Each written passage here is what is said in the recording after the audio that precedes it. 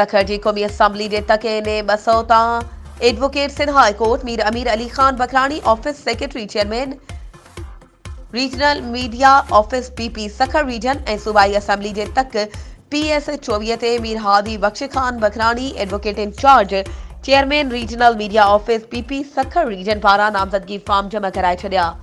इन मौके ते संदन चवण हो त पीपी सखर समेत चइनी सूबन मां अक्सरियत सां कामयाब थींदी।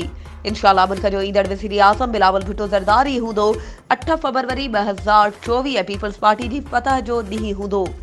पाकिस्तान जो अगूणो सदर आसिफ अली ज़रदारी पाकिस्तान जो सब खां वॾो सियासी लीडर आहे जंहिं मुल्क खे मुश्किलातुनि मां कढियो आहे।